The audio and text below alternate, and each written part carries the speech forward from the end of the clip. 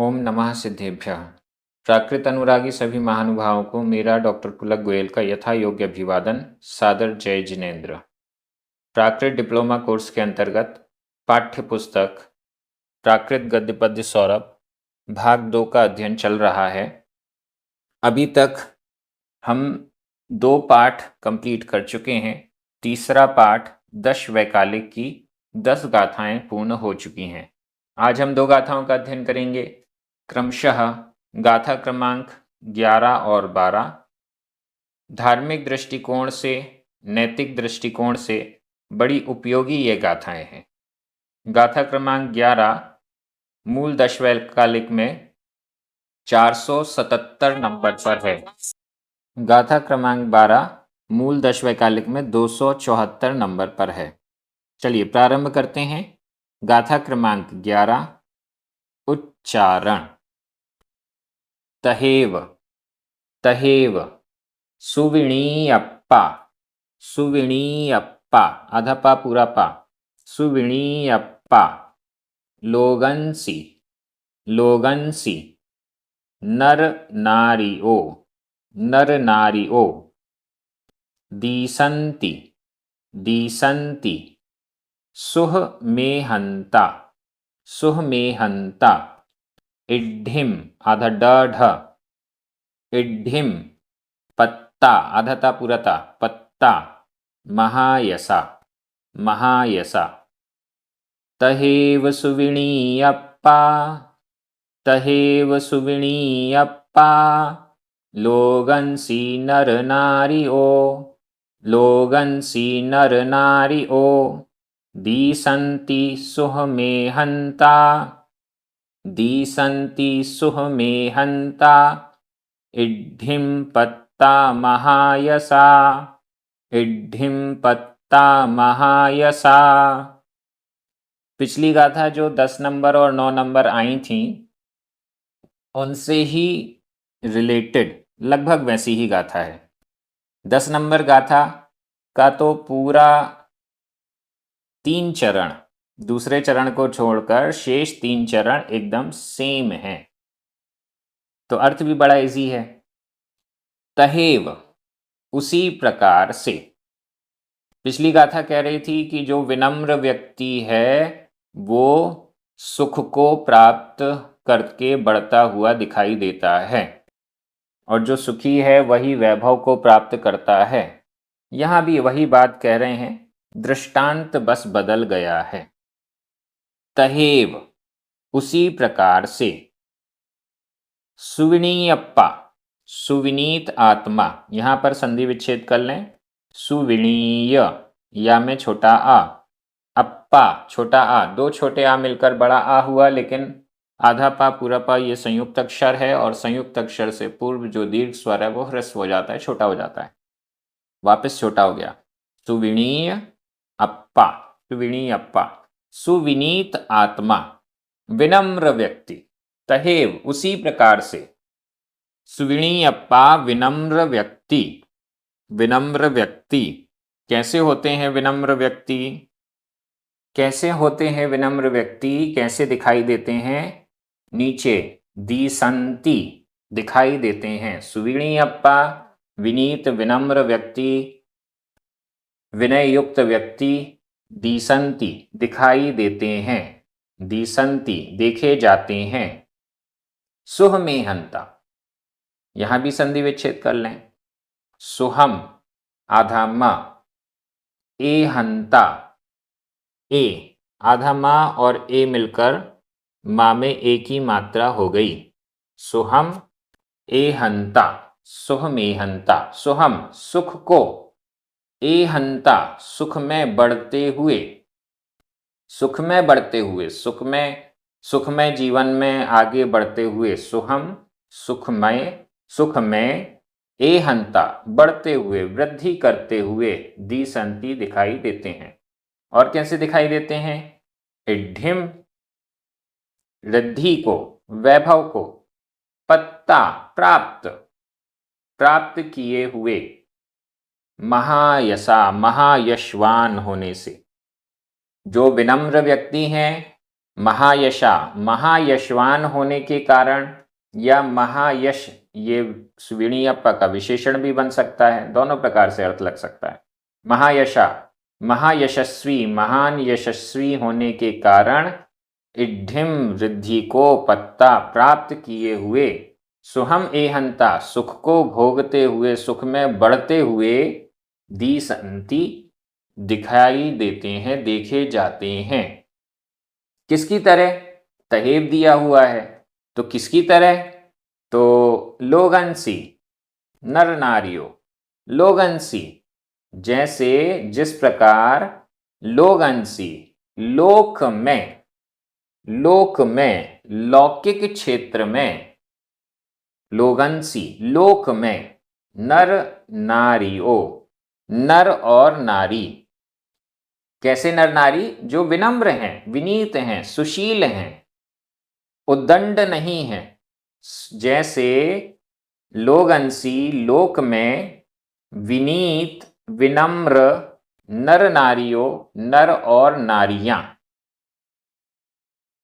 सुख को भोगते हुए, सुख में पलते बढ़ते हुए दिसंती दिखाई देते हैं। जैसे लोगंसी, लोक में नर नारियों, नर और नारी सुशील हैं जो, ऐसे नर और नारियां सुहम एहंता सुख में बढ़ते हुए, दिसंती देखे जाते हैं। तहेव उसी प्रकार से, तहेव उसी प्रकार से, सुविणी अप्पा सुविनीत आत्मा, विनम्र व्यक्ति, महायसा महायश के कारण या महायशस्वी, सुहम एहंता सुख को, सुख में बढ़ते हुए, इड्ढिम रिद्धि को, वैभव को, पत्ता प्राप्त किए हुए, दिसंती दिखाई देते हैं। लौकिक क्षेत्र में भी हम देखें, अपने आसपास भी देखें, जो व्यक्ति, जो महिलाएं, जो पुरुष विनम्र होते हैं, वो अपनी विनम्रता के कारण सुख को भोगते हुए बढ़ते जाते हैं, ऐसे दिखाई देते हैं। तो लोक में ऐसे व्यक्तियों को देखते हुए यहाँ पर विनम्र व्यक्ति से कहा जा रहा है कि ऐसा जो विनम्र व्यक्ति है वो महायशस्वी होता है और रिद्धि को प्राप्त करता है, वैभव को भी प्राप्त करता है। पिछली गाथा के समान ही ये गाथा भी है। व्याकरण की दृष्टि से देख लीजिए, तहेव अव्यय है, सुविणी अप्पा नर नारियों, एहंता पत्ता, महायसा, ये सभी प्रथमा विभक्ति के बहुवचन हैं। महायसा को पंचमी विभक्ति का एकवचन भी कह सकते हैं। एहंता यह वर्तमान कृदंत का प्रयोग है। पत्ता यह भूतकालिक कृदंत का अनियमित प्रयोग है। लोगंसी सप्तमी विभक्ति का एकवचन है। दिसंती वर्तमान काल अन्य पुरुष बहुवचन का क्रिया रूप है। सुहम द्वितीय विभक्ति का एकवचन है, लेकिन अर्थ सप्तमी विभक्ति के एकवचन में हो रहा है। इड्ढिम द्वितीय विभक्ति का एकवचन है। मैं एक बार हिंदी अर्थ कर रहा हूं, आपकी नजर प्राकृत शब्दों पर जानी चाहिए। जिस प्रकार लोक में सुशील नर और नारियां सुख में बढ़ती हुई देखी जाती हैं, उसी प्रकार सुशील सुविनम्र व्यक्ति महायश के कारण सुख में बढ़ते हुए वैभव को प्राप्त देखे जाते हैं। विनम्रता, विनीत होने के बहुत लाभ हैं। यश भी फैलता है, वैभव भी प्राप्त होता है। अब हम अगली गाथा में चलते हैं। गाथा क्रमांक 12, उच्चारण। अप्पणट्ठा, अप्पणट्ठा, आधा पा पूरा पा, आधा टा ठा, अप्पणट्ठा। परट्ठा, परट्ठा, वा, वा, कोहा, कोहा, वा, जई, वा, भया, भया, हिंसगम, हिंसगम, न, मुसम, मुसम, बूया, बूया, नो, वी, अन्नम, आधा ना पूरा ना, अन्नम, वयावये, वयावये, अप्पणट्ठा परट्ठा वा, अप्पणट्ठा परट्ठा वा, कोहा वा जैवा भया, कोहा वा जैवा भया, हिंसगम नामुसंबूया, हिंसगम नामुसंबूया, नोवी अन्नम वयावये, नोवी अन्नम वयावये। बहुत अच्छी गाथा है। अप्पणट्ठा, अप्पणट्ठा, वैसे तो ये अव्यय है पूरा अप्पणट्ठा, लेकिन फिर भी इसका संधि विच्छेद तो कर ही सकते हैं। अप्पण ऋणाम में छोटा अ, अट्ठा छोटा आ, दो छोटे आ मिलकर बड़ा आ हुआ, लेकिन आधा टा और ठा ये संयुक्त अक्षर है, और संयुक्त अक्षर के कारण जो दीर्घ स्वर है वो भी ह्रस्व हो गया, छोटा हो गया। अप्पण अट्ठा, अप्पण अट्ठा। और इसी प्रकार से आगे जो परट्ठा है इसमें भी ऐसा ही संधि विच्छेद है, पर प्लस अट्ठा, परट्ठा। अप्पणट्ठा परट्ठा वा, अप्पणट्ठा अपने अर्थ, स्वयं के अर्थ, स्वयं के लिए, वा अथवा परट्ठा पर के लिए, स्वयं के लिए अथवा पर के लिए, अपने लिए, निज के लिए अथवा दूसरे के लिए, स्वयं के लिए या दूसरे के लिए। कोहा क्रोध से, ये पंचमी विभक्ति का एक वचन है, कोहा क्रोध से, वा अथवा, जई यदि, वा भया भय से, क्रोध से अथवा भले ही भय से, जई वा यदि अपि यदि भी, वा भय अथवा भया भय से, चाहे भय से, क्रोध से चाहे भय से, क्रोध से अथवा भय से। क्या मतलब? स्वयं के लिए अथवा पर के लिए, स्वयं के लिए अथवा दूसरे के लिए, क्रोध से अथवा भय से, डर से, क्रोध के कारण या डर के कारण। क्या मतलब? हिंसगम न मुसंबूया, हिंसगम हिंसक वचनों की बात की जा रही है। हिंसगम हिंसक वचन, न नहीं, मुसम मुसम यानी असत्य, हिंसगम न, मुसम मृषा असत्य, हिंसक और असत्य, न नहीं, बूया बोलो। हिंसक वचन अथवा मुसम असत्य वचन न बूया, न बोलो, मत बोलो, बूया बोलो। विधि एवं आज्ञा काल का ये रूप है।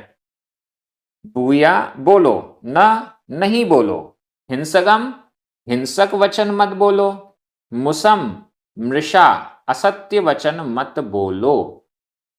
हिंसक वचन और असत्य वचन मत बोलो।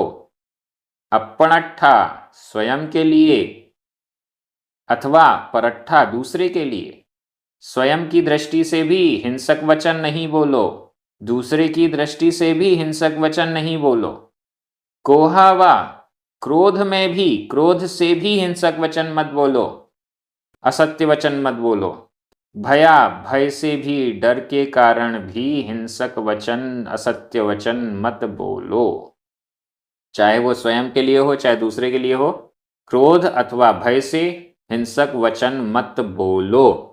और आगे कह रहे हैं नो, ना, वी ही, ना ही, अन्नम अन्य को, दूसरे को, वयावये बुलवाओ। वयावये यह भी विधि एवं आज्ञा काल का ही है, लेकिन प्रेरणार्थक क्रिया हो गई, प्रेरणा के अर्थ में। वयावये बुलवाए, अन्य से न बुलवाए, स्वयं तो ना बोले और अन्य से भी ना बुलवाए, अन्नम अन्य को, दूसरे को, वयावये बुलवाए, दूसरे से भी ना बुलवाए, स्वयं भी हिंसक और झूठ वचन न बोले और दूसरे से भी हिंसक और झूठे वचन नहीं बुलवाए। ऐसा यहाँ पर कह रहे हैं, बहुत अच्छा है ये। और हमें किसी भी दृष्टि से, चाहे स्वयं के लिए चाहे दूसरे के लिए, क्रोध में या डर में कैसे भी हिंसक वचन या असत्य वचन नहीं बोलना, नहीं बुलवाना चाहिए। व्याकरण की दृष्टि से देख लीजिए, अपणट्ठा, परट्ठा, वा बहुत बार आया है, न, नो, वी, जई, ये सभी अव्यय हैं। कोहा, भया, ये दोनों पंचमी विभक्ति के एक वचन हैं। हिंसगम, मुसम, अन्नम, ये सभी द्वितीय विभक्ति के एक वचन हैं। भूया और वयावये, ये दोनों ही विधि एवं आज्ञाकाल अन्य पुरुष एक वचन के क्रिया रूप हैं। बूया, इसको अनियमित प्रयोग कहा जा रहा है, और वयावये ये प्रेरणार्थक क्रिया से बना हुआ है। मैं एक बार हिंदी अर्थ कर रहा हूं, आपकी नजर प्राकृत शब्दों पर जानी चाहिए। स्वयं के लिए अथवा दूसरे के लिए, क्रोध से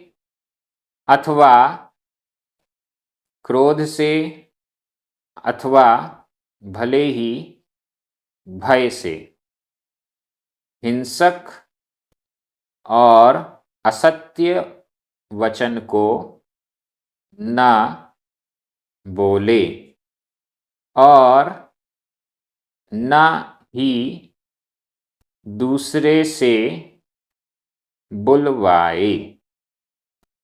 आप सभी बहुत अच्छे से अध्ययन कर रहे हैं, ये गाथाएं बहुत अच्छी हैं। धार्मिक दृष्टिकोण से भी, नैतिक दृष्टिकोण से भी हमें इन्हें फॉलो करना चाहिए। यह क्रम इसी प्रकार से आगे बढ़ता रहेगा। प्राकृत भाषा का गंभीरतम अध्ययन आप इस माध्यम से कर पा रहे हैं। सभी को जय जिनेंद्र।